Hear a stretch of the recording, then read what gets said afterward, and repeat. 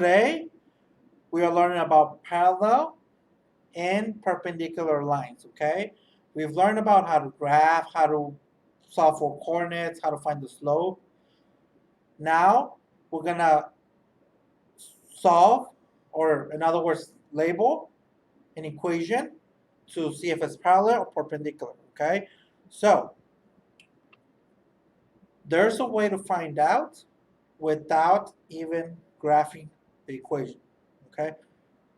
All you have to worry about is the slope, okay? So, let's start with the lesson. The concept for today, the title is parallel and perpendicular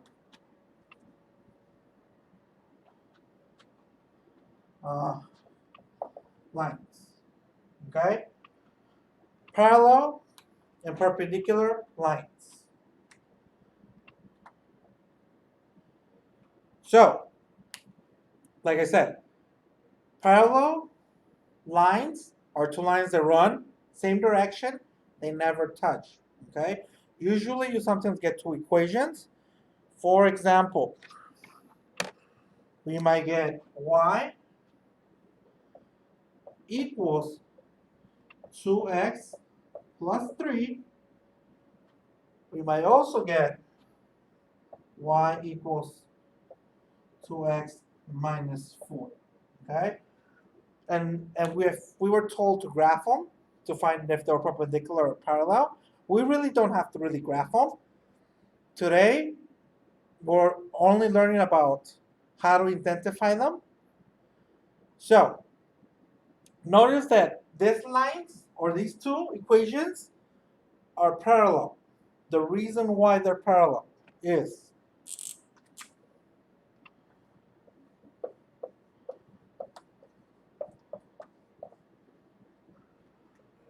notice that your slope, okay, is the same, okay? All parallel lines have the same slope. The y-intercept doesn't really matter, okay? All you need to focus on is that your slope is exactly the same, okay? That tells you that when you graph these two equations, your lines are going to be parallel, okay? So now let's move on to perpendicular lines. Our equations are y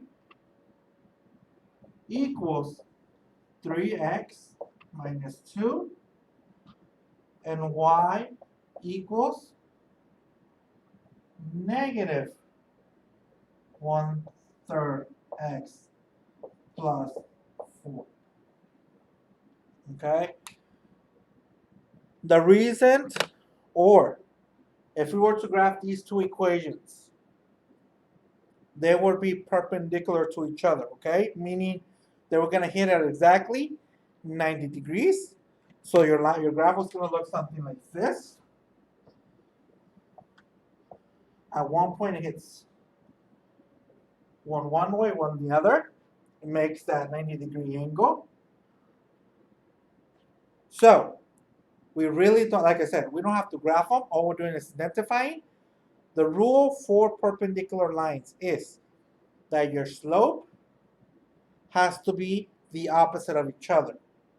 So notice that on this first equation, your slope is 3.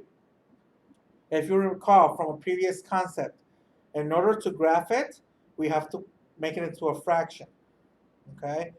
So that fraction for that 3, always under a full number, there's a 1, okay? So we have 3 over 1x minus 2. On the other equation, notice that we have y equals negative 1/3 x plus 4. all we're going to focus on is on our slope. Here, the slope is positive. On the bottom, it's negative. Okay? They're the opposite. That's a good sign. Okay? That means that we're on the right track to identifying if they're perpendicular or not. Okay? They have to be the opposite. So one's positive, the other one negative. Notice that the first one is 3 over 1. On the opposite one is flipped. Okay? You flip your slope. So it's 1 over 3. That means that these two lines, or these two equations, when you graph them, your lines are going to be perpendicular. Okay? Why? Because of the slope.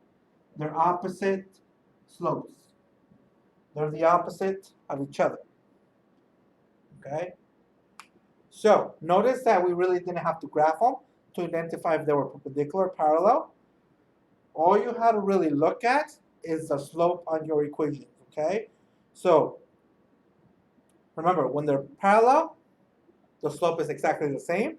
When they're perpendicular, they're the opposite of each other. Okay? Which brings us to the assignment for today.